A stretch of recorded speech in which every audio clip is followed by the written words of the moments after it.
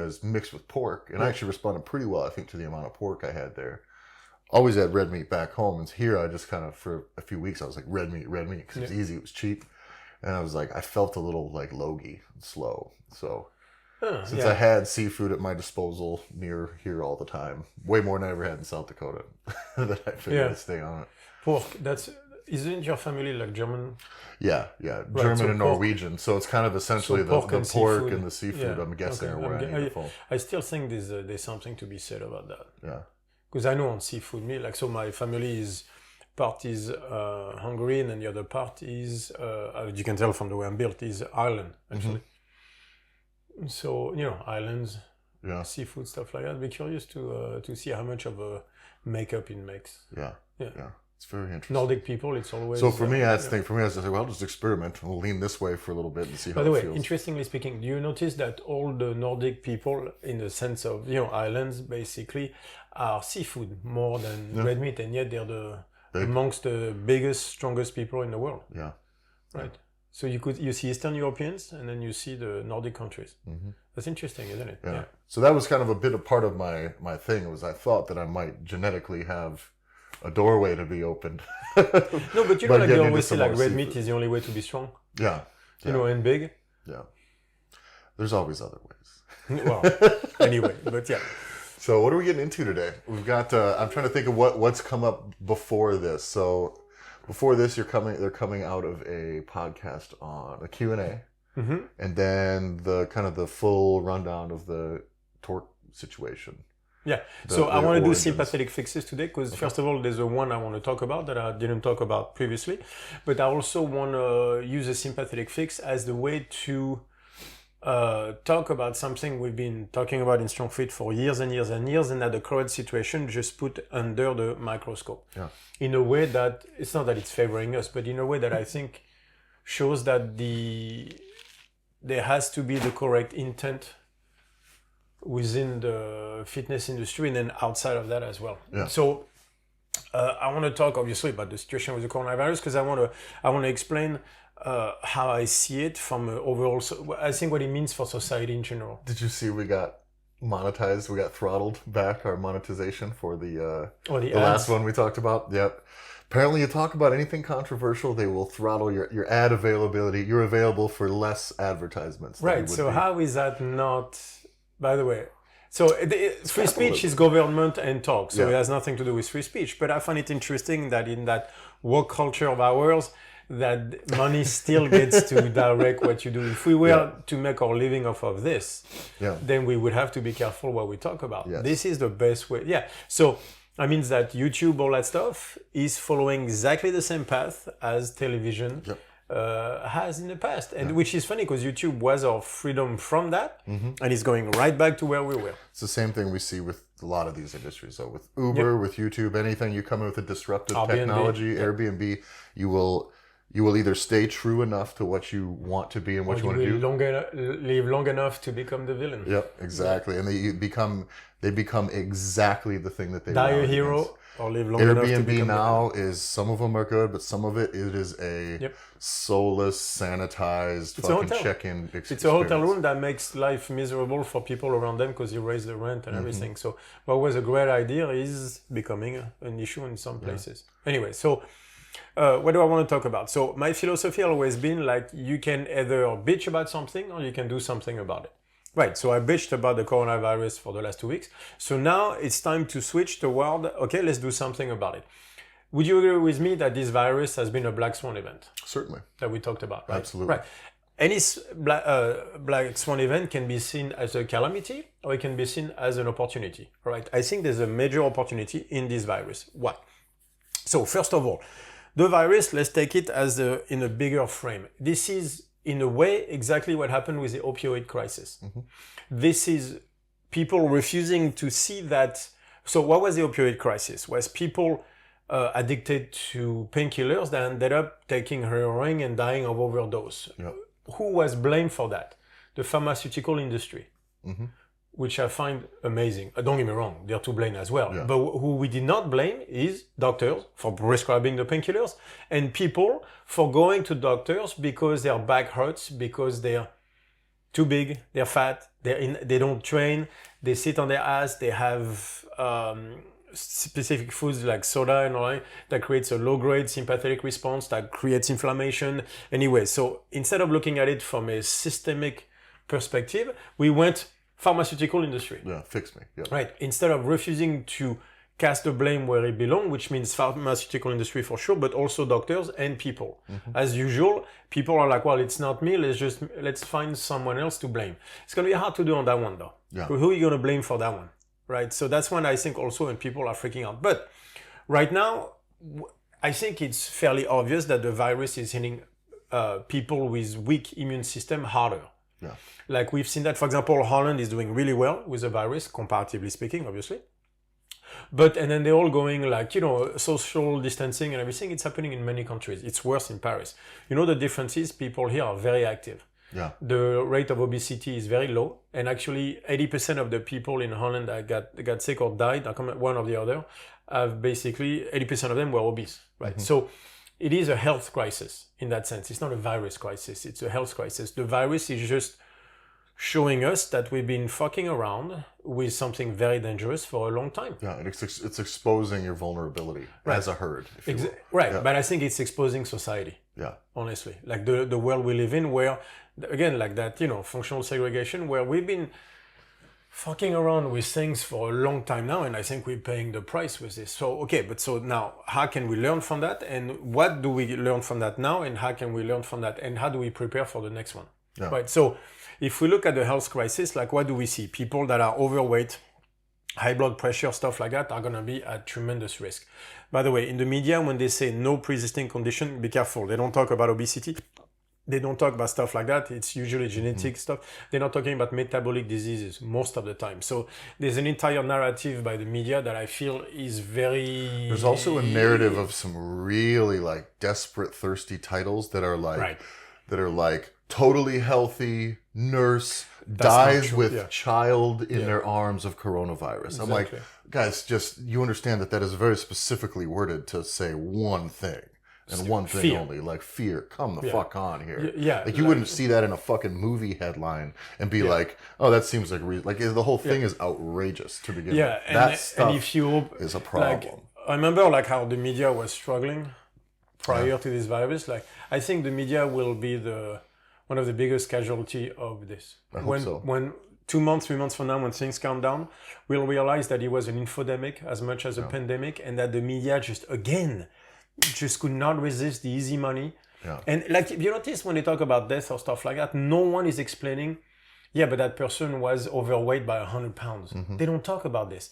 This is like that one, I'll go on the progressive. They'll say you can't fat shame, you can't say being obese is a bad thing.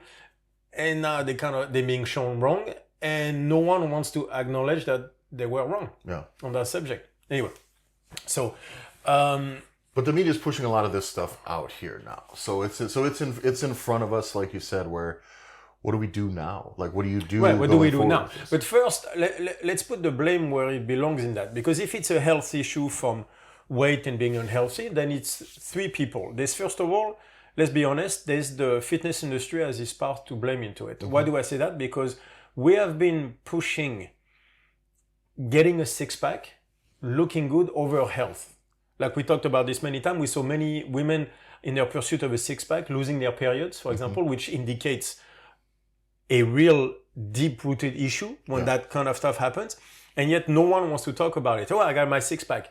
Yeah, but inflammation, like your shoulders are killing you, like your inflammation is up, you lost your period, stuff like that. All of those are symptoms of basically a compromised immune system to begin with. Yes, a compromised health and immune system and a compromised system. That means the system is not working correctly, but you got a six-pack. So I think the fitness industry has a huge blame to acknowledge on this, where we've been pushing, like that business mentality, the easiest way to sell is to give people what they want. Yeah. And so that fuck up system we're in right now was like, well, that's what they want. I'm like, but that's not what they need. This is to expand on what we talked about in the past on the giving people what they want. This is the issue we had with the opioid crisis. Your doctors are giving people what they want. Just give out what they want. Within the fitness industry, we've been giving out or selling this product of this one-dimensional fitness. looks. Right. That's it. Just looks. And it's not even really health. It's just look. Right.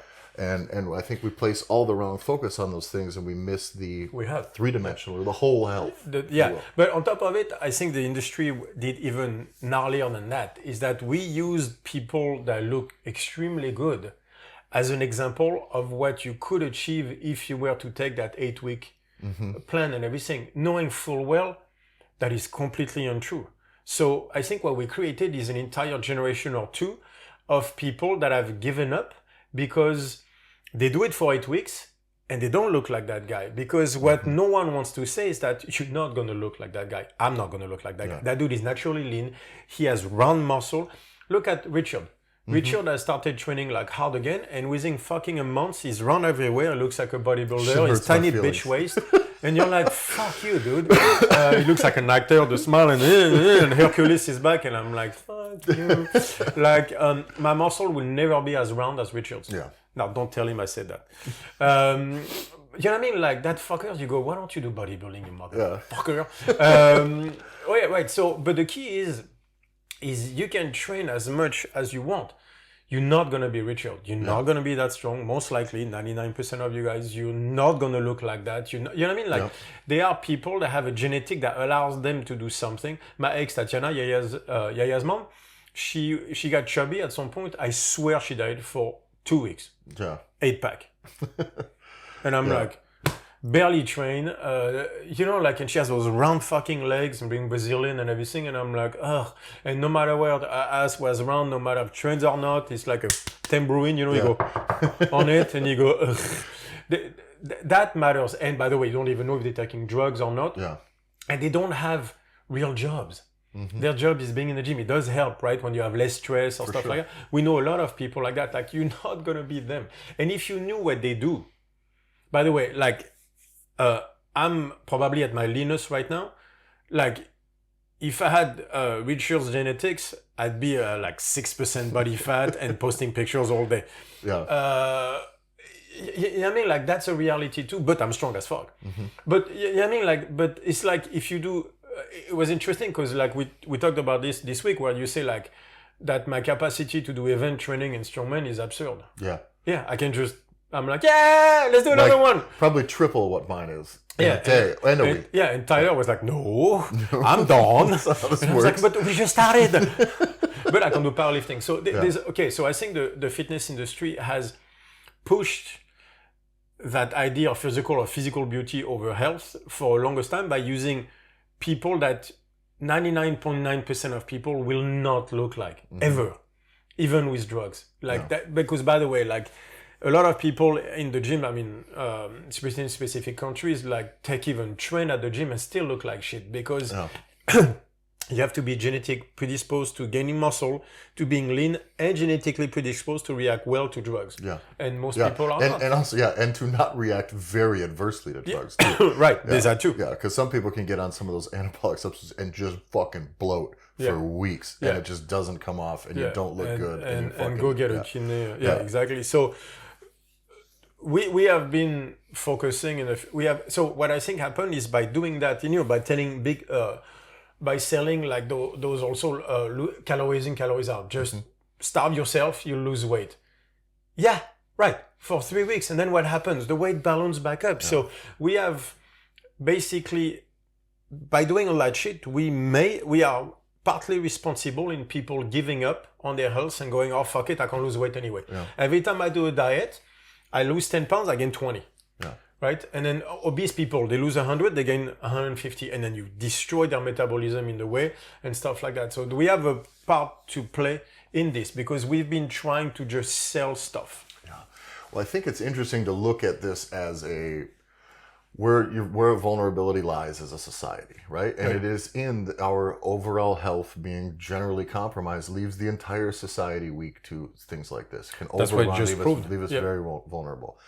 And I do think that has to fall on, as the fitness industry, it may not be every person's goal in the fitness industry, but it should be the goal of the industry to improve the overall fitness of society. Yeah. So if your industry is the fitness industry and society is essentially, you're failed and society is vulnerable from a fitness standpoint, then it is definitely on the fitness industry to do better so that this doesn't happen. So we again. promote health now. And I think the same thing, though, for the medical industry, too. Right, Because so, all by the of way, this is this late was one of intervention. three I wanted to blame. Okay. So second people to blame are the people themselves. Yes. Because, let's be honest, you're all fucking soft. Yeah. Like, we also have to say it. It's sometimes I hear the people from the medical industry blaming people for not doing shit, which is true, but medical industry is number 3. We're going to get to you guys very quickly, don't worry. But let's talk about people. The fact is, you're all fucking soft. Like, you refuse to do work. Most of you. Like, I had a conversation yesterday where I went to a gym trying to help my friend, because obviously he's not doing well, right? Offering, like, you know, like I have the protocol, and then for, you know, sympathetic fixes, all that stuff that will help with the immune system, and we're going to get to that point. And the first answer that I got, which showed exactly the root core of the problem, was like, well, yeah, but like you talk about it as a neuron, I need to give them a what to do, a 1 meal at a time, otherwise they won't do it. And I was like, this is how we got in this shit in the first place, is you want to sell it, and they won't do it if it looks complicated. And we can't accept that being the status of the transaction. That's the problem. As an industry, you can say, no. That's not how this works. Exactly. Right. But that's on the coach, right? Yeah. And so there's the fitness industry part where coaches are like, yeah, but that's not what they want. I need to sell it. This is complicated. I have to explain it. And I'm like, fuck yeah, you do. This is how we got in the shit. But then why do they feel like that? Because otherwise people will go like, oh, I'll go to that guy over there because he's easier to understand. Because people don't want to rack their brain, don't want to do the actual work, where I'm like, no, for 10 days, you do this. For 2 weeks, you do that. For a month, you do that. So how do you get past that to the people, to the end user? How do you get past that? It's still indication, man. Yeah. You know what it takes? It takes leaders. Yeah. It takes people who lead, who go like, all right, so let me explain to you why, who talks with passion, negative people are always louder. Always. Oh, I don't want to do that. That's always easy to say. What it takes is people going like, no, this is not good enough. But this is why I see this as a Black Swan event, is that we've just been proven right.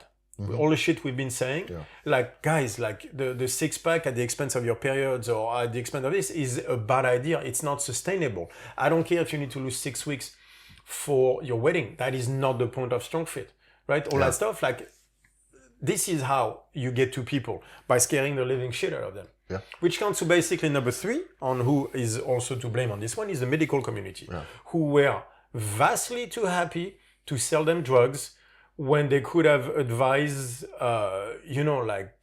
exercise, nutrition, stuff like that. And doctors are like, oh, that's not what they want. Let me just give them a pill instead. You have a lot to look at on this one.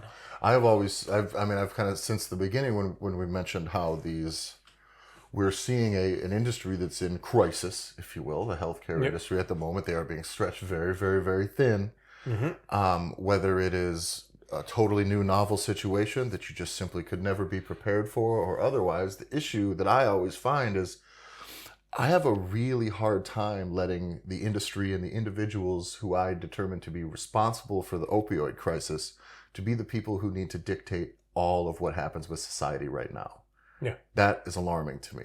And I don't know where to go forward from just saying like, I don't know, you fucked it up, fix it. Because that's not the approach, because you need everybody it is a threefold problem.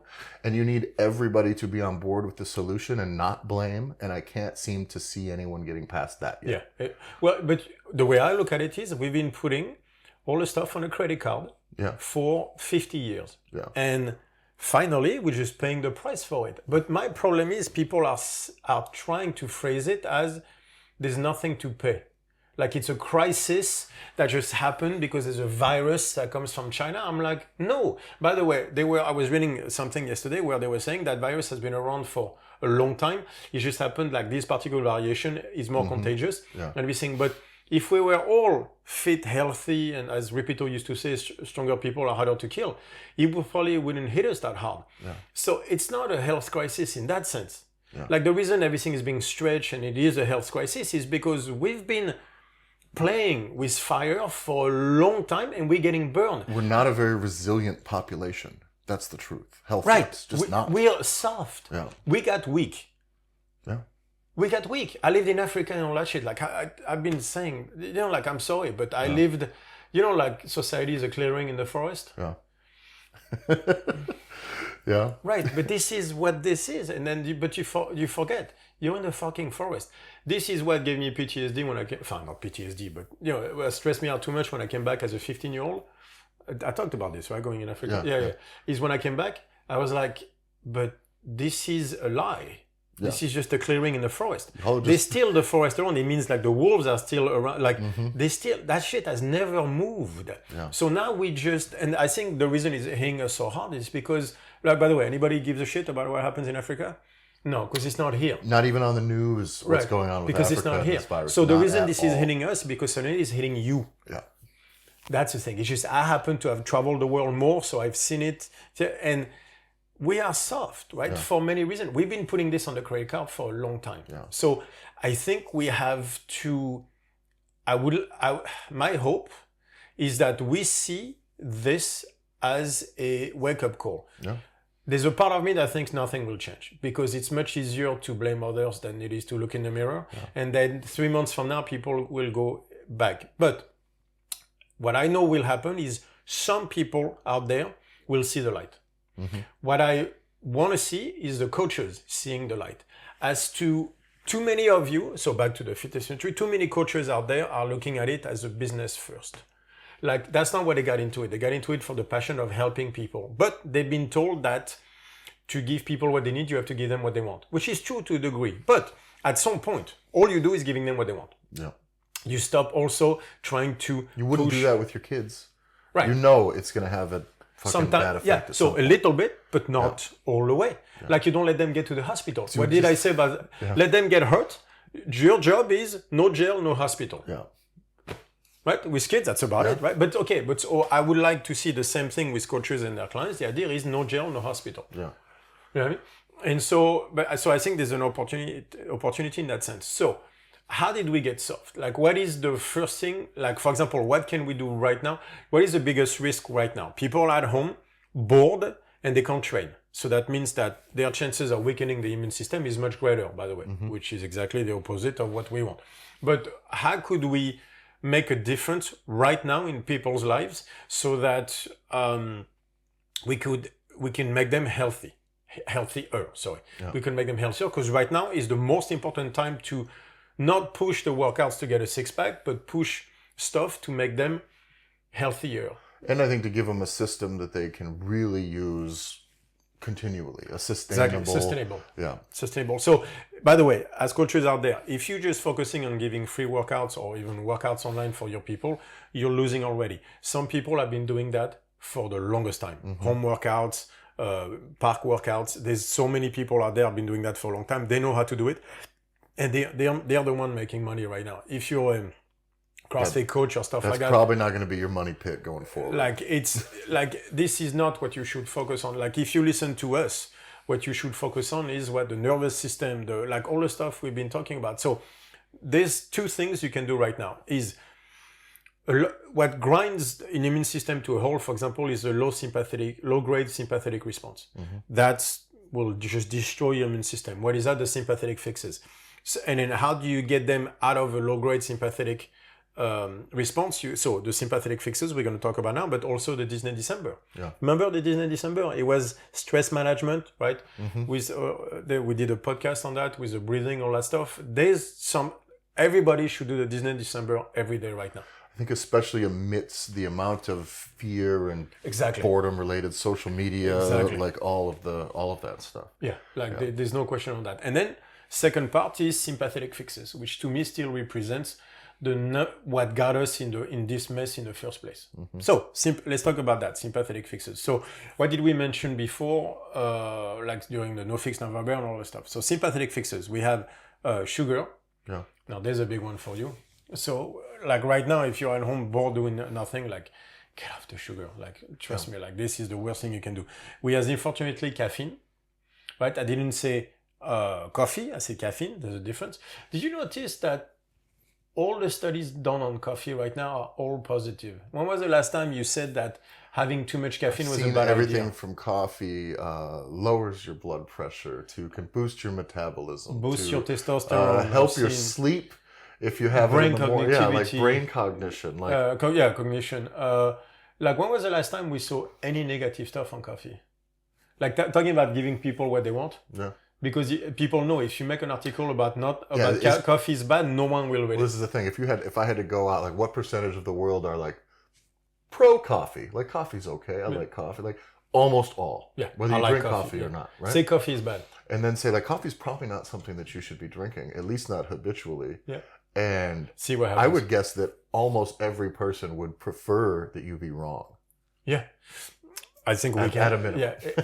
And guess what? You'll never sell any ads on those articles if you print that. So that's what you're not going to see it on your social media feed. Yeah. Because you won't read it. Like, I bet you if we did an episode saying coffee is bad, we'd get 300 views maybe, just to see. And then a bunch of comments saying, fuck you. Yeah. Like, when No Fix November, at first people giving up coffee. Oh man, and carbs, man. Half of them freaked out on the coffee. It was so funny. I didn't say coffee, I said caffeine, by the way. But anyway, I'm not saying coffee is bad. I'm saying caffeine, like especially too much. By the way, caffeine. I finally found I think it was the spot you used to get your coffee at Utrecht. The green and brown, the bags. Yep. Go in there. They had a pretty good decaf there. It was so great. And then they fucking are completely closed. It was like, there's one open right here, right next to the house. Is it open? Okay, I might have to, yeah. Exactly. The online. Anyway, so yeah, caffeine is a problem. So basically, sympathetic fixes are what? Are the stimulants. Yeah. Right? And so carbs belong in that category as well. So carbs is a little bit different because it's much on the stimulant factor, it's lower, but it still stimulates the sympathetic nervous system. So so what we're saying, like, carbs in the morning, carbs while training, stuff like that have not changed, right? But so, of course, right now you're at home bored. The carb consumption is triple what it used to be. It is, the urge to snack is tough. Right? When you're just home. When you're just home doing nothing. Like, what does one do? What does one do in those moments where you're just sitting there? What do you do? I train you just all train, day. lift? I train. Go to work. Literally, I go over there, read the stuff, come back, lift for 10, 20 minutes, go back there, do stuff for an hour, come back, lift for 20 minutes. I do that all day. Understand that it's time to do something, not do anything. Right. Exactly. But do something. And we're going to talk about that last fix test that they're going to love me even more after I bring the next one up. But... and so, so the carbs, the caffeine, and the sugar. Those one, the Red Bull, alcohol can be a fix. So I think, honestly, right now is the best moment for No Fix November because this will creep up on you slowly but surely. Because you're bored, you have nothing to do. It'd be so easy to have like, I'll just do one stuff. That I found myself looking at caffeine, like I would like to have a real coffee, and at chocolate. Like I was working, there were chocolate stuff. I was like, oh, that looks good. I was like, I haven't had that thought in so long now. I was like, oh, that's very interesting. Why? Because it is stressful out there. People refuse to have eye contact with you. Everybody's aggressive. They put their hand in your face. And I'm like, I would normally punch you over this. But I can't do it right now. But there are signs up walking down the street here. I didn't see them in Utrecht because I wasn't out on the street much. So we took the car here. But signs up on every door, not every door, but probably every other door, like in the residential area down there. The sign, some of them have multiple signs, stickers on the windows saying 1.5 meters away, keep away, 1.5 meters. I'm like, we get it. I'm like, God, that is just this is a place that normally was so inviting to live in. You walk through and you can't help but because right there in the window, there's just a person's living room and another. Like it's a very open, inviting place. And now it's just like closed stickers. Stay the fuck away. I mean, the hand is literally going like this. And people are very aggressive, refuse to have eye contact. There's a level of fear going everywhere that me kind of I think gets to me. So what's interesting is though within the fitness industry and I think everywhere else is we've mentioned this in the last couple of days, you and I, that you mentioned that you need leaders, and I feel like we don't have the give them what they want type in the fitness industry is not a leader.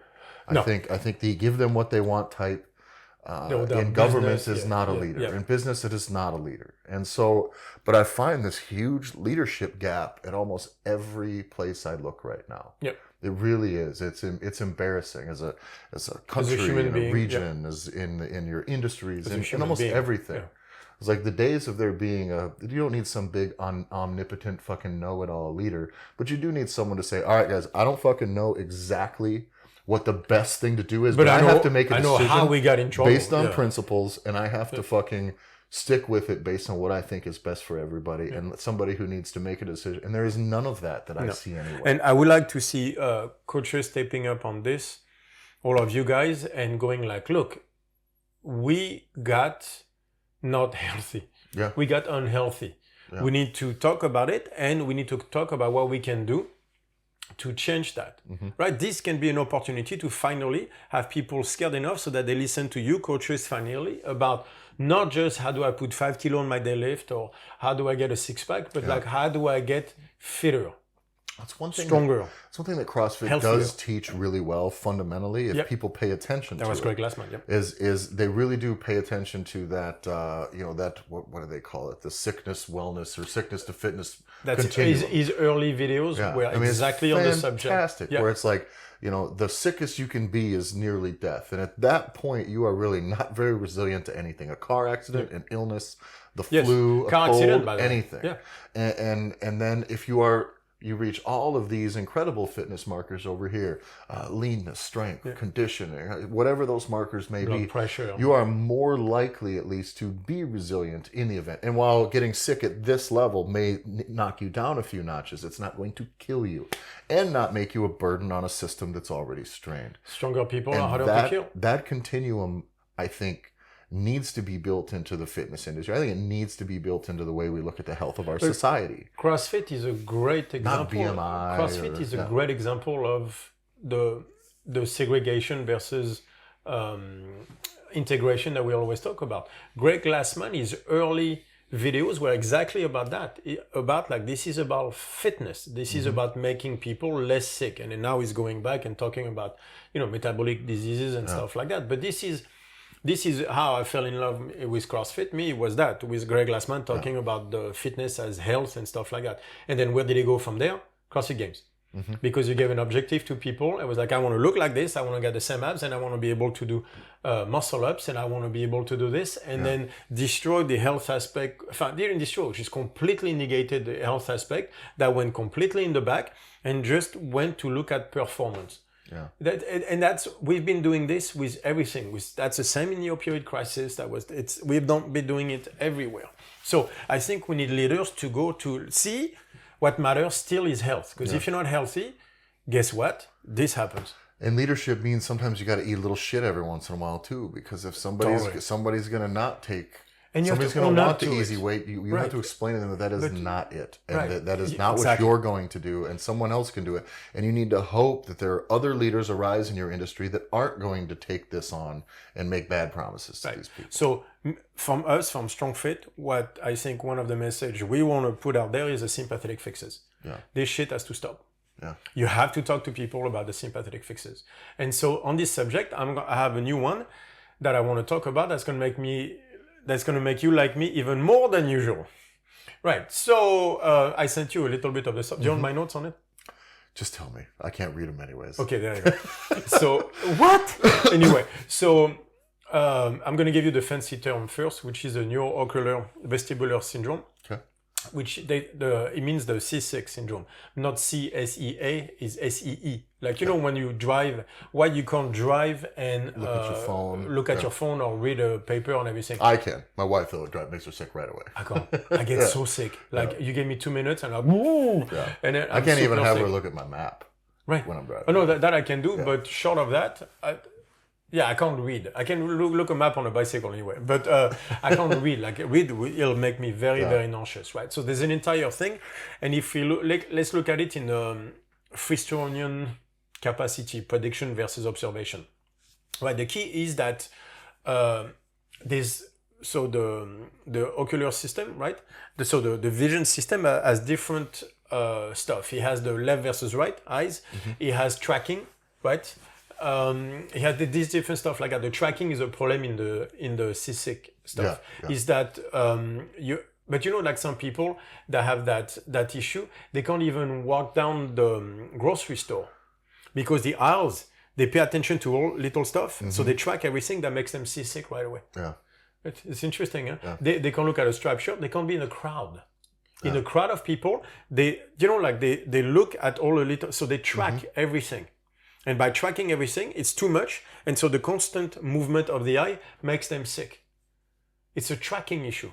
It's interesting, isn't it? Oh, no, this is, my wife and her mother have had like really, really big what's the word? Like vertigo imbalance issues, right? Like inner ear, not necessarily problems, because there's not really a dysfunction, just a really heightened sensitivity. So no, I live that for sure. If Megan accidentally sits down facing the wrong way on the train for like 10 seconds, she'll get pale, have to turn around, and it'll fuck up a couple hours. So interestingly, the vestibular system. Walking down when the streets are really tight like this, I have to tell her to make sure that she's looking at least up, find somewhere far away, because it all moves too fast. Exactly. And she'll get sick just walking down the street. So that's called a neuroocular vestibular syndrome.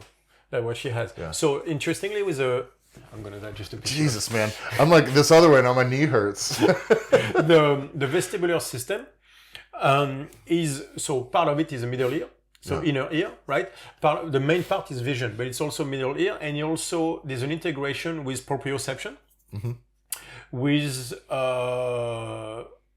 with interoception as well. So with a number of things, right? And so just Google the vestibular system. So it's a very important part of balance, equilibrium, and stuff like that. And that explains why when things starts to track too much, it makes her feel like, like imbalance and things like that. It's the vestibular system that is getting pummeled. Right. So when it comes to reading and stuff like that, because you're tracking. So, but even blind people can get it. So what was interesting is that when you're in a car, when you look at someone, nothing is moving. But your body can feel you moving, right? And that's from a Freudian perspective, the prediction does not match the observation, and so there's that cognitive dissonance between the two. Noise gonna be happening. It's like what the fuck? It's like if there's continuous noise but there's nothing creating the noise, it creates a cognitive dissonance where you go wait, and that's what creates that the start of the issue. That creates a somatic error.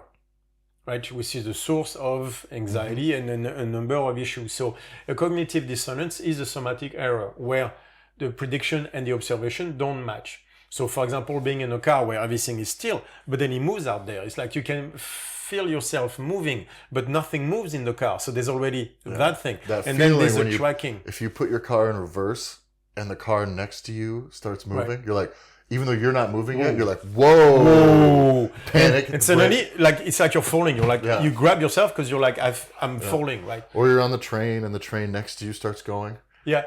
Whoa. And you're like, am I moving or not? And you can't tell.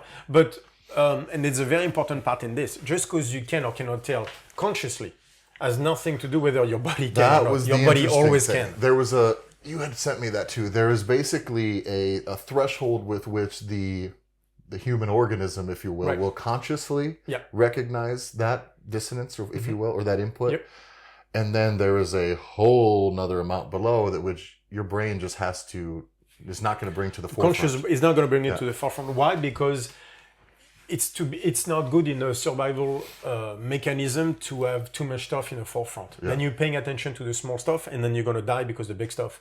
It's people crossing the streets with earphones because they can't hear anything, they don't pay attention, boom, they get hit. Right, that's the thing, is your system is designed to bring certain things to the forefront, and if it's not necessary for survival, it's in the back. Just because it's in the back doesn't mean your body doesn't know. It just means you don't know it consciously, right? And that's so you don't know it in your head, but you know it in your body. That's going to be a very important part. So one of the things people with the vestibular, so the neuroocular vestibular syndrome, have a problem with sometimes is watching sporting events or watching stuff on TV, right? Because nothing moves, but something is moving on the screen. But the problem is your body cannot feel movement. It sees movement, which is the main part of the vestibular system. It sees movement, but it can't feel it. So there's a cognitive dissonance. There's a somatic error. I see movement, but I can't feel it. So your body is like, what the fuck? And based on the experience I've seen is also that if you, like, just say a soccer player running on the field is very different than if the camera is actually panning. Then it becomes very much more real movement to your eyes. So that brings an interesting. So let me go into the Freudian stuff and let me offer an hypothesis, right? That you guys are gonna love when it comes to videos. We're gonna talk about video. So my hypothesis is that a video creates a somatic error, right? Creates a problem within the vestibular system where you see movement, but you do not feel movement. So there's a gap there. It creates a somatic error. Now, if you have the C6 syndrome, it's going to be a lot faster. You will feel nauseous, so you know how to stop. Right. So in a way, that's good. That's easy. But what if you have that, but to a degree where it's low enough that it never enters the conscious forefront.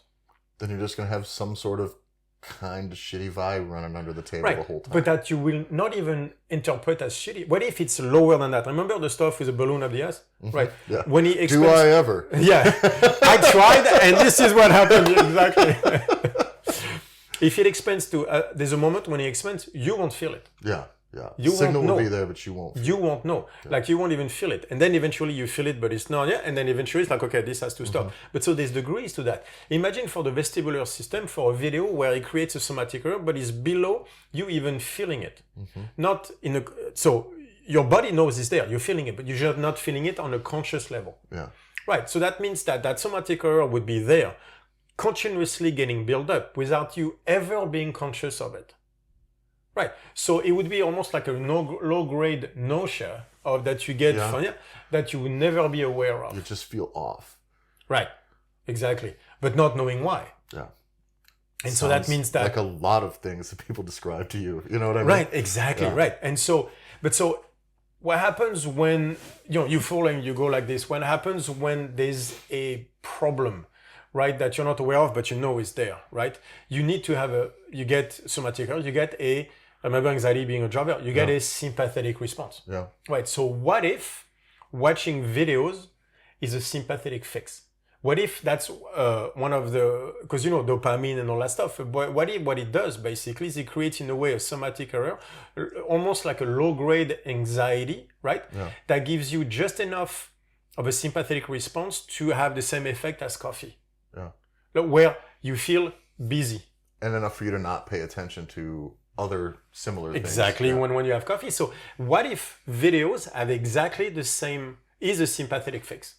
So I was like, oh, that's an interesting idea. So what I did is I'm not allowed to watch a video. So the last 2 days I watched no videos.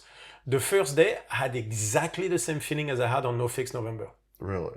Exactly the same feeling. When you're like, I feel not reactive, like, I don't know what to do. I need to create my own. And I had, that feeling what I have of, I know I have to do something. I just can't create the impulse. Yeah.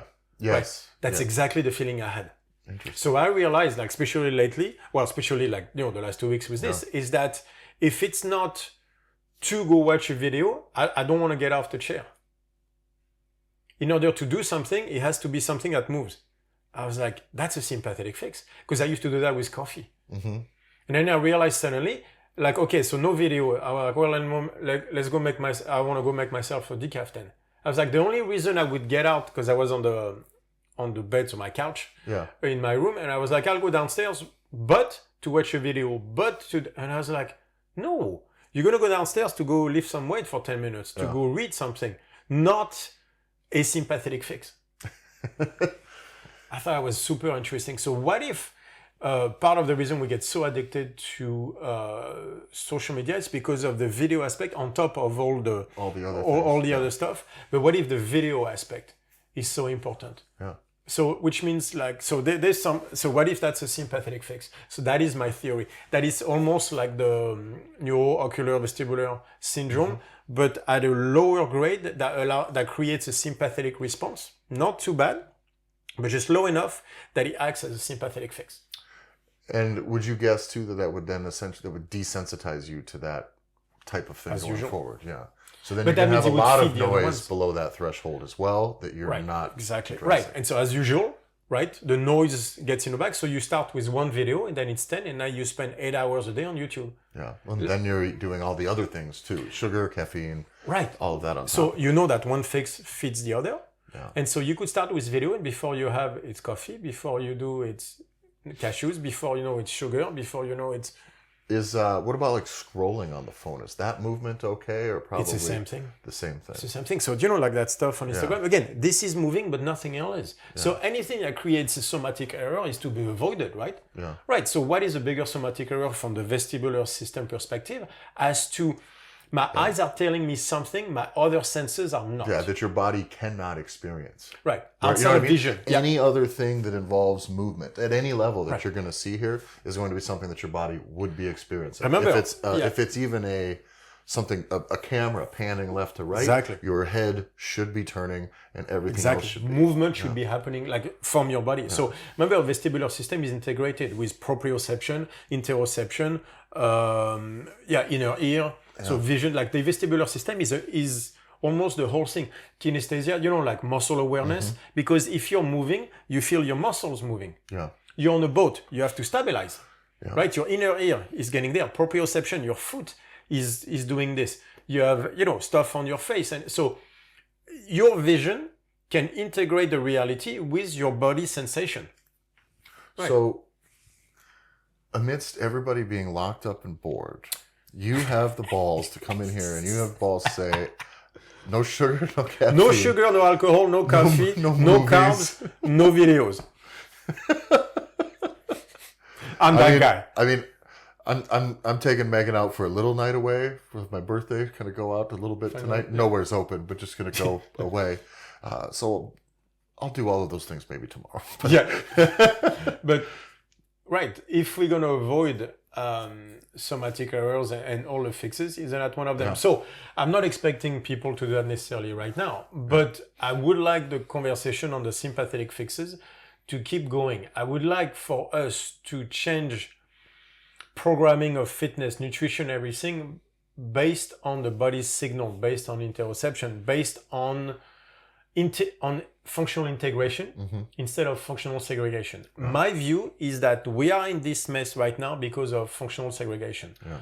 But we did it, like the thing is, in the medical industry, functional segregation started as a way to educate people, because to have doctors going up, you have to start with segregation, and that's a fact. Yeah. The problem became like there was no functional integration. Yeah, it's a mile deep and a foot wide. Right, exactly. So that was the problem. But I believe that the mess we're in is because we took functional segregation and used it as a business tool, as a way to sell shit, which started with Industrial Revolution. I think like all the we need to give people what they want is a direct continuation of putting people in factories. In order to produce, we're going to narrow things down to a simple thing in order to be able to sell more of that. There's plenty of business philosophies about that too, that you can't generalize. You need to get not just specifically niche down, but really get down there. And it's like, but then you've alienated any integration from what you do with any other system at all. And you're trying to negate black swan events. Yes. Like, look at I'll talk about what I know. So, because I lived like most of my life, I think I've lived more time in the US than I did in France, by the way. I was looking the other day, or very close to it. Yeah. So my adult life was mostly in the US, right? Isn't that what in the US has been done for so long? With like just take a pill. Let's put it on a credit card. So let's talk about, let's kick it down the road. Yeah. And then we'll deal with it and everything. But that's segregation. Like, you need to go back to work today. How many of you athletes out there have taken ibuprofen so you could snatch today? It's that functional segregation of there's a problem, my shoulder hurts. Let me objective-based mentality. Yeah. The measure becomes a target. Remember, when a measure becomes a target, it ceases to be a good measure. Let me just make it a target. Let me take that pain away so that I can do what I want. Yeah. How many of us have done that? Not what I need, what I want. By the way, I was thinking about that this morning. What is ego? Ego is saying, I do what I want. But that's not true either. Ego it's not I do what I want, it's I do what my head wants. Because how many times do you see people doing something that their body is obviously against? Yeah. Right? They stop sugar for 2 weeks, they come back on it, they feel like shit. What do? Just power through it. Power through it. A few more days and things will be normal. A few more days and then you won't feel it again. Yeah. So ego is not doing what you want. Ego is doing what your head wants. So now people stuck in their head, that kind of a question for people out there. Ego, not in the sense of Freud way of ego, just big ego, like. Yeah. You know what I mean? Are you stuck in your head because you have a big ego, or do you have a big ego because you're stuck in your head? Yeah. Or is that basically a two-way street and it's the same thing? It kind of would need to be that way, wouldn't it? Well, because that's what I see. Yeah. So people that are who are stuck in their head, maybe your ego is too big. Yeah. Right? Maybe you need to listen to your body. You know, when your body is saying like, I don't want to do that, how many people saying like, today I don't want to train, I can't do that, and then you force it anyway, saying, see, I can. I'm better than that. I'm not a pussy. Exactly, right. But it's always the head. Yeah. Right. So, and Maybe that's what ego is. Maybe that's what the head wants. So what is ego? It's prediction making, but without observation taking. Exactly. Right. It's the top down. So maybe a big ego is just a prediction machine that decides it will power based on through. No data. Exactly, yeah. based on no data. So Based on feeling. But remember, how do you fix a somatic error? One of the ways is change the world to make fit the prediction. So what if big ego is a prediction deciding it will change the world to make it fit, but without data? Yeah. What if that's what ego is? And so out there, when you power through the stuff saying like, I want sugar, I want carbs, guess who's winning? The prediction making machine. But you're doing that without data. That's what all of you make Which up is the why data. it only skids you the wrong direction. Right. But this is why also they all look for the stuff on the internet that they want to find. Yeah, you'll find the data that you want to find. Exactly. You're changing the world to make the prediction fit. So maybe that's what ego is. And so, but more importantly, maybe that's why you're stuck in your head. You're not stuck in your head. You're not listening. Isn't that what ego is too? Yeah. The refusal to listen. But maybe it's not because you're not refusing to people. It's not that. You're not refusing to your signals. That's what ego is. Yeah. It's a refusal. There's a theory of mind that says that you only understand what people do based on your understanding on your own actions. Yeah. That's a longer stuff. But so what if that's what ego is? It's like because you are not listening to your own signals, you are not listening to people. Because you can't. Because you're not even understanding your own actions. How can you understand someone else's point of view if you don't understand yours? The reason you don't understand your point of view is because you don't have one. You only have the prediction trying to make the world fit what he wants. Yeah. And then you don't feel aligned with anything or anyone else out there, including yourself. Because you feel gradually yourself. worse and you can't really Of course. pin it down. And then why. you're more And you stuck. don't relate to other people and their motives and their things at all. And you just feel like you're on an island. Does that sound like anyone? Right. And by the way, the only way to fix that is to reduce somatic error, is to make the world fit the prediction. So what I say one day is like, if you're not calm inside, if you don't have control of inside, you'll look for control outside. Yeah. Maybe that's what ego does. Since you have no understanding of inside, you try to diminish somatic error by making the world fit the prediction. The problem is you cannot do that without data. So better signals from your body is the way forward. Yeah. How do we do that? All right. This is why we created the protocol to give you the right, to give you the capacity to have a better, not even understanding. First is a better feel for your signals and then understanding of them and everything. That's what the No Fix November came about. Yeah. And I think to do training, like you said before, where there is with intensity to the point where there is moments where there is nothing but your body. Exactly. If you will. You know what I mean? There are moments when you're in a session, a set, whatever it is, where like you and all of the things associated with your ego are no longer a part of that conversation at all. And I think it's important to find that in training and then make sure that you kind of live that throughout the day with your nutrition, habits, all that other stuff. Right. So let's set up April. Okay. What's April? No Fix April. We said something last time that... what did we say last time? I'll have to look that up. I'm not waiting till May. No, we'll do a double. But there was something we said about April. Yeah, we'll just keep I'll adding. have to look it up. Was that on the Torque one?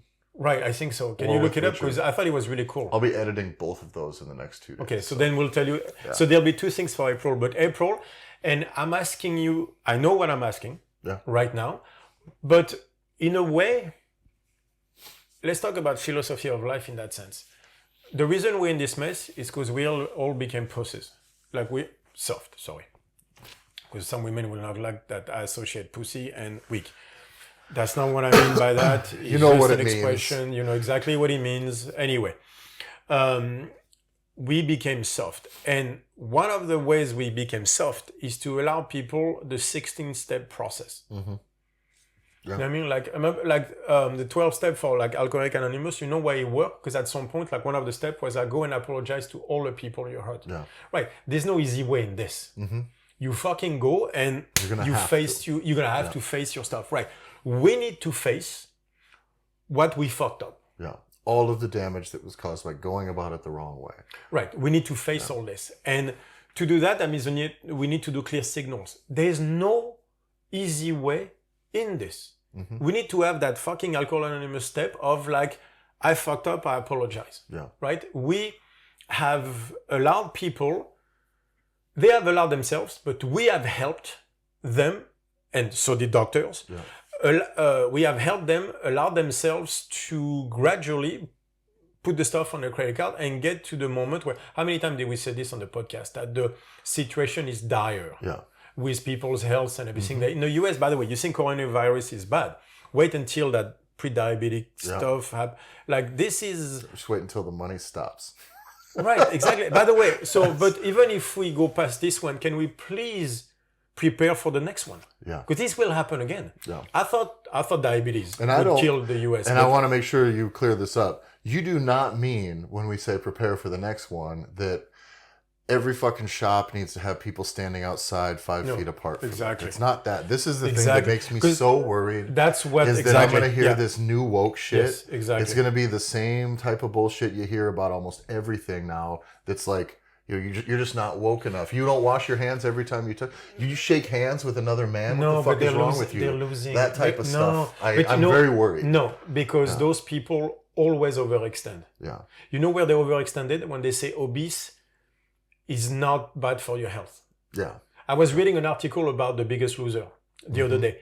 And don't get me wrong, this was a horrible idea and a horrible way of doing it. And they all gained the weight back. Yeah. Because you can't do that shit. You can't put people on 900 calories and humiliate them and beat the shit out of them in front of 60 million people and think it's going to work. Take a snapshot and then send them on their way. Right. That obviously didn't work. But they were saying is like, yeah, but you see, being obese and not going through a massive weight loss and getting it back is actually healthier than going through the massive weight loss and getting it back. I'm like, that's true. But that's also the fucking wrong way of looking at it. Yeah. Because what they were, so that's why they started. And then in that article, they said, you're better off not trying. Exactly. Yeah. You're better off being obese, but not losing the weight and fucking it up. Right. So this is where the woke shit, they're always going to lose. Is they always overreach. Yeah. Like, you know, like the Me Too movement, when they went from rape to slapping the ass is the same thing as raping someone. Yeah. I'm like, to asking someone on a date. But even slapping the ass and raping someone. They're not the same. Go fucking live in Africa. Yeah. Go to Brazil. Go ask them if it's the same. Yeah. That's what pisses me off the most. I'm like, I live in those places. Fuck no, it's not the same. Yeah. Then that annoys me because I've seen what rape victims are like. I've tried to help some of them. Fuck you if you think it's the same. That means you are so soft. Yeah. It's saying women like you should not have to learn to fight to defend yourself. We should train men not to. It's like, what world do you live in? Yeah. There are bad people out there. Like this is so soft. Right. We have to stop being soft. Mm-hmm. Right. And so for the month of April, what we're gonna ask, I know it's no sympathetic fixes. So let's go back at it again. All right. No sugar, no caffeine, low carbs, if not no carbs, low carbs, right? So very low alcohol. For example, I can drink because I never drink. Yeah. But if you drink on a regular basis, that means you're not drinking. Yeah. Yeah. You know what I mean? So no alcohol. Yeah, exactly. So no alcohol. And it's going to be no videos. Yeah. So you can do social media. That means you can respond. People try not, as long as you don't use anger as a sympathetic fix. Yeah. There's another one for you right there. So no anger as a sympathetic fix, right? And right now you see that a lot. There's a lot of people looking to be outraged or something. Right. I find myself doing it even in the morning. I wake up in the morning with the time delay here. I'm like, oh man, let's see how fucked up the world is today. So, like, no outrage, because you're using that as a sympathetic fix. Yeah. Right? No videos. Mm-hmm. No anger, no videos. Because videos create a somatic error. That's a sympathetic fix I want you to add to the list of the other ones. Yeah. So, again, like, understand what the fixes are about. Is like, I have to say no, nothing, because otherwise people will take one that leads to 5, that leads to 10, and then they're back. I've seen it so many times. So if you're that person, that means no sugar, no alcohol, no carbs, no caffeine, no videos, no outrage. And you know what? No anger. Work on yourself. Mm-hmm. Work on your breathing. Yeah. Right? And I want you to do Disney December every day. What I want you to learn stress management. I want you to learn to get bored and do something positive with it instead of relying on sympathetic fixes. Go learn the shit. We have the Strong Fit library. You want one for April? 1 hour. You have to read 1 hour a day. Yeah. Yeah. There's another one. Like, so that since you're all stuck and the world is on the brink of collapse, not physically, but mentally, because some people are going to leave all this very much fucked up mentally, like the rate of anxiety and depression, 3 months from now is going to go through the roof. I have the feeling more people will die from the cure than they will from the disease, from starving to death, like places like in India or places like that. Or plus it depends on the overall. What did they say? Like for every point that unemployment goes up, suicide rate goes up by 3. Yeah, so there are other costs to all of this than I believe the cure will kill more people than the. But anyway, but you've talked stress management. Yeah, and you've talked in the past too about how as a conscious being, one of the things that gives us the power is where we place our energy, where we place our attention. Yep. And I remember I felt this the other night. I was sitting up on the roof last night, maybe 2 nights ago, and it was like, it's beautiful, but it's so quiet now. So this is a college town. This is a town that is fucking noisy and fun and busy all the time. A quiet kind of busy, but busy. A small town, but a very busy. Yeah, and I'm up there, and you can see now, and all of the big buildings in the distance all the lights are off because everybody's out. So they're not even lit up to look cool like the skyline. It's just kind of, and it is so still. Yeah, it's a very strange. But it's interesting to where I had it just creeped into my head. It was like you can almost feel like everywhere in the earth is just still, and you can feel that like everyone is just afraid. It's locked up into all this stillness, and I think that it is at the very least pay attention to things that aren't going to just compound and make that fear into something fucking ridiculous, because that's all I see and feel right now is going out. It's just like fear, and it's gross. No, but it hangs on me. This is just that. It's just fear. People will come back. They just like, but it'll be a good lesson where people always think like the Orwellian world will not come. You know, like how could a revolution happen again? How could this? That's how. It's not that hard. All you have to do is scare people. Yeah. But now you realize what it's like to be scared. Again, I live in Africa. Like the idea of a disease killing you, it's your daily life. Going like, you might catch it. And by the way, they don't even have a name. And you go like, you're fucking dead. Yeah. That happens to some teachers. When I was in Africa, both of them got it. One died. Yeah. There's a fast way to die and a slow way to die.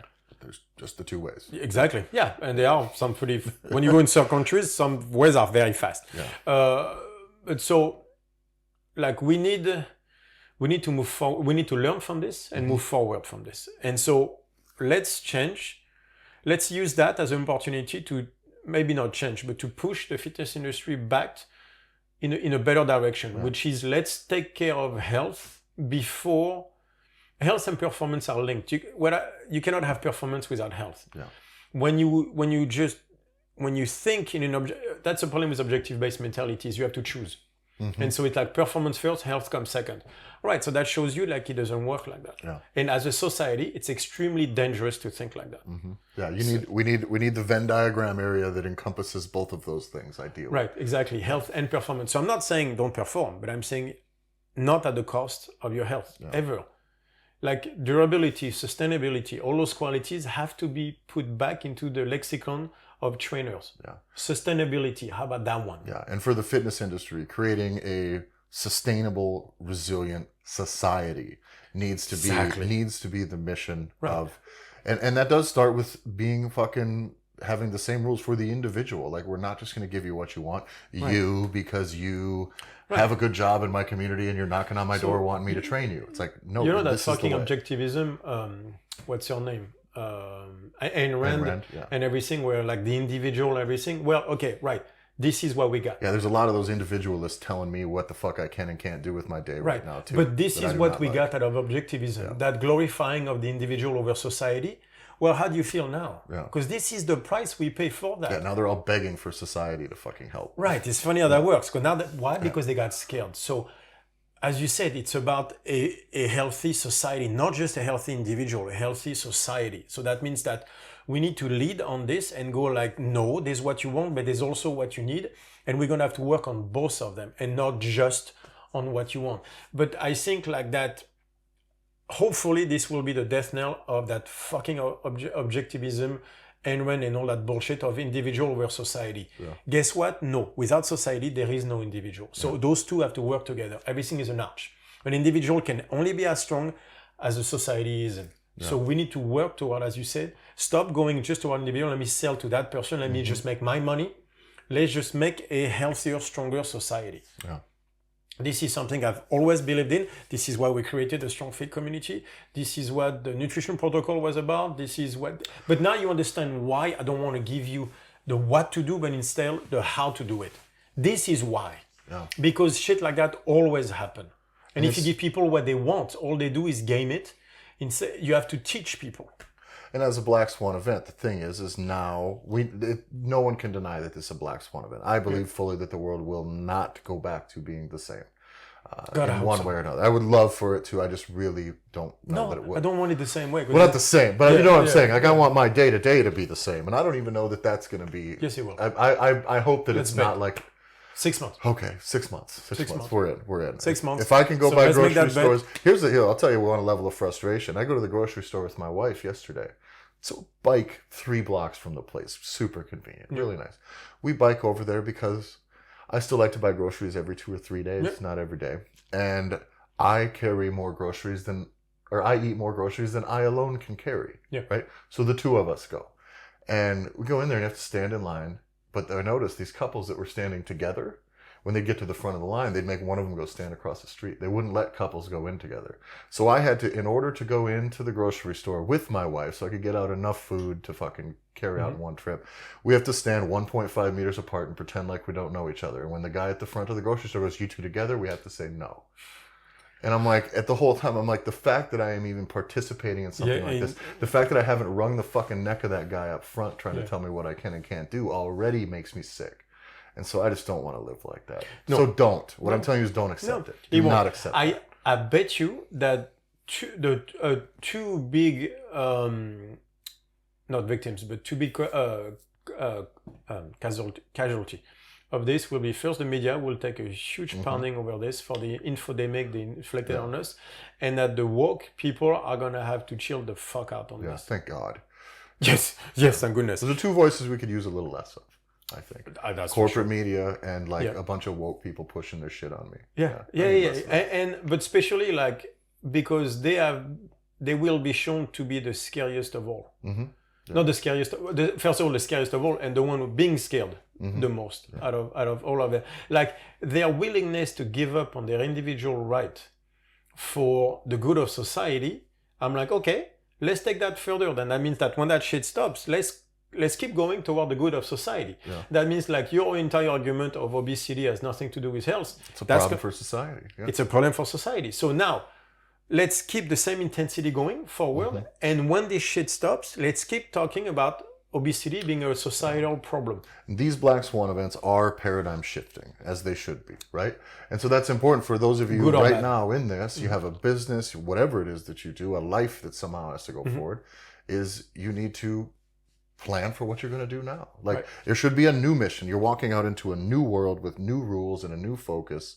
And this is the time to. Let's talk about business opportunity before we go. Yeah. Right? All right. So there's a business opportunity for you. If you have a gym out there that was doing toward functional fitness and stuff like that, right? CrossFit, powerlifting, strongman, or whatever. Right now, again, if you're trying to give workouts online and everything, you are losing to people who have been doing this for the last 20 years and everything. Now, you're not talking for people that are just doing it for the gym members. No. I'm talking about, if you're trying to make money at it right now. Right, but even for your gym members, right? You're still losing to the dudes who are far more interesting. There are guys that are better at it than you are. So, but what we've, in the functional fitness world, I've always been better at is the coaching part. Right, so if you were to now use that as a way to lead and tell your people, let's talk about how to make you stronger if you get sick. Let's stronger so that you don't get sick and everything through the protocol and stuff like that. Then there's a business opportunity for you, because the other gyms that are not doing it, that are just trying to survive by doing online workouts, whereas better people are there giving a better product, they will get hammered. Yeah. If you're trying to survive on just giving those free workouts for your members, if this goes past 2 months, you'll start dying because they will cancel subscriptions on you. By the way, if you get sick and your health goes down almost right away, it says something about the level of your health. Yeah. If your business is losing 50% of its members, what does it say about your business? Yeah. Right? Maybe they're not staying because they were. they didn't see the coaching that they were receiving. Maybe they were there just because the door was open or stuff like that. Well, you know who's going to get hammered is those global gyms because they don't provide coaching. And all of those things, though, that are the micro, I believe that need for it to be a principle that matters needs to matter in the macro. Yep. And I believe that like in the individual, we want you to be more resilient. We want to be more resilient as a society. If you get a little bit of a nick of an illness, if it brings you to your fucking knees, it's a problem. I also think if your business gets a 3 or 4 week hiccup, if this is only 4 weeks long and you're on the verge of going tits up, it's time to focus and make your business a little more resilient again. You know, and you need to be more prepared for those types of things as well. Be good enough if to survive. Half of your people leave, ask yourself why. By the way, they're assholes for doing it. Yeah. And will they come back? That's the other question. Yeah, and will you let them come back? That's another question, because they did not support you in a time of crisis. But you also need to look inside and go, why are they leaving me? If they're leaving me because they can just go to the park, then what does that say about my gym? Right? Maybe you were not providing the coaching, the human aspect, not even the coaching, maybe you were, but the human aspect that was necessary. Yeah. Maybe like you didn't talk about health enough and stuff like that. So I see that as an opportunity for the next one, where if we prepare for, and it will happen for the next one, you will be able to, your business will not necessarily thrive, but be more than fine in the next crisis, whereas your next competitor won't be, because he's only focusing on the six-pack. Because trust me, most gyms will go right back to give people what they want, performance, six-pack, and 6 weeks challenges and all that shit. But you have a chance to make a difference, to lead and make a difference, which means when the next crisis hits, to say, ha, told you so. Yeah. Because all that we're seeing happening with the virus, we've been saying that shit for a long time. This, we find too, we mentioned leadership earlier, is that now as a coach, as a gym owner, whatever it may be, is you do have the opportunity to take a little more a little more responsibility for your role as a leader within your community. I I think we're seeing the flaws. I'll always zoom all the way back and say, I don't believe really that human beings need to be governed in any capacity larger than about 150 people. I'd like to literally cut it back to that, and let's just keep little pods. The truth is that ship has sailed far too. But I won't disagree with you. But I will say this, is that you can have your tribe. And you can operate within a larger system, but you can be a real leader. Yeah. Like you actually can be. Because trying to lead a group of 300 million people or 1 billion people or 6 billion people, like it's just too much of a fucking nightmare. Yeah. And so I think there's a lot of coaches and gym owners with the opportunity to really lead and really build a better, fitter, more resilient society going forward. Right. And before, people are like, leader of this, leader of that. They were like that. When it's like, oh, fuck it. Like, let me just make money or let me keep the gym open or whatever. Now you see why. Yeah, leading is not talking about leadership, by the way. Yeah. I don't. The more you talk about it, the I don't less give you're a doing fuck it. about any of that Gary Vee shit. I'm going to be totally honest with you. Shit irritates the hell out of me. Like, just be it. So that's it. Right. But there's an opportunity for you to be that. Lead your community. And again, even from a business perspective, this will help you now, but it will, on the next one, you will be able to be that person who prepared them for the crisis. Well, because then maybe people might turn to you, if you're a quality leader, in the time of crisis and say, how do I remain healthy, instead of cutting bait with you and trying to get the fuck out and save $100 a month during this time. Right, exactly. So. Because the fact that, and again, they're scared and everything, but yes, I think there's the opportunity there. And there's also an opportunity on those people who live who are now scared. When maybe not all of them, but some of them will look in the mirror going like, man, I got really scared on this. Mm-hmm. Why? Because I knew I could get sick and I know my health isn't that good. I know I'm not that fit. Maybe I need to lose, I watch too much TV. Maybe I watch too much media too much. Yeah, right. Maybe I'm not. Maybe finally, Tyler, been telling you that you cannot trust the fucking CIA media for the last 25 fucking years. Finally, you people fucking get it. We only got to fucking have a virus spread over the whole fucking world because you won't take my word for it. Exactly. Or their own documents. Look into it. Yeah, exactly. Maybe there's a chance for us there to be that person. Yeah. Yeah. You know what I mean? To use that as a wake-up call as to what we need. But even from a business perspective, like again, the talk yesterday was about like, well, how do I sell it to people? I'm like, the virus is selling it for you. Yeah. People are scared. So I think some people will look in the mirror and go, okay, so maybe I focused on the wrong things. Mm-hmm.